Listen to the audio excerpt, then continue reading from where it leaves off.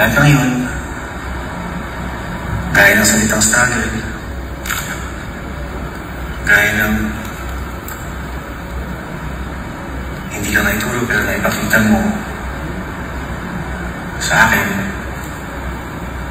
yung halaga ng hindi pagsuko, yung halaga ng pagtatrabaho, yung halaga ng pakikipagkapwa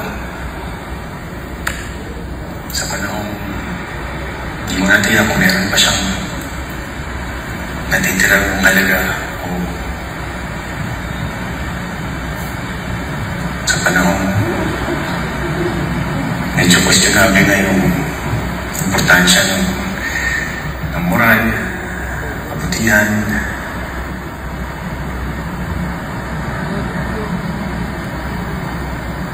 kung saan ang magmahal, ang magpanasakit, ang magpahalaga para sa iba ay kahinaan. Bihira yung katulad mo. Kunti na lang kayo natitira. Kaya sa maliit na paraan kung paano kayo mabibigyan ng pagpapahalaga, sana makarating sa inyo. Sana maramdaman nyo, sana walang salitang tumapat. Maraming salamat lang. Salamat dumating ka sa buhay ko. Salamat. Salamat yung luwal mo ko. Salamat.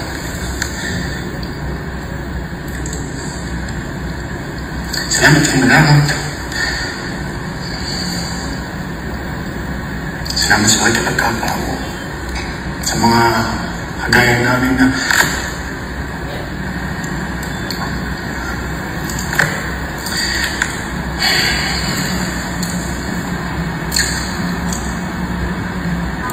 mga gaya namin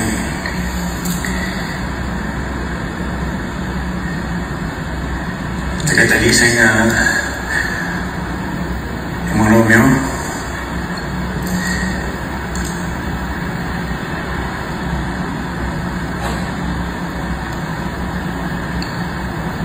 Maraming salamat na umuwi ka. Salamat. Bayani ka ng sinima ng Pilipino. Bayani ka ng panahon ito. Salamat sa mga oras at pinahagi mo. Salamat sa mga...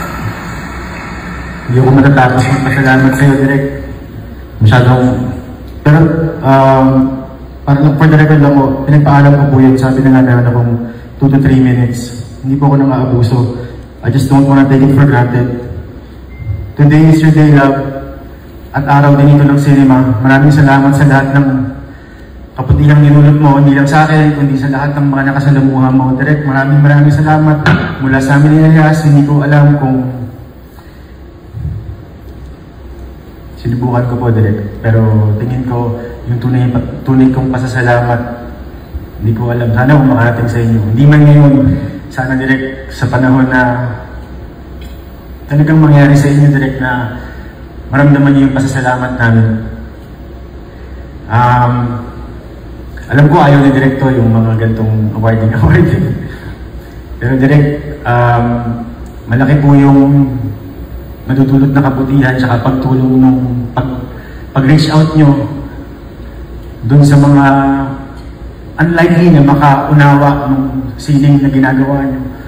Kung gaano ka hindi matutumbasan yung ginhawa na nadulot nyo dahil pwede pala yung ganong klaseng trabaho, pwede pala yung ganong paghahayag na walang pangusda, walang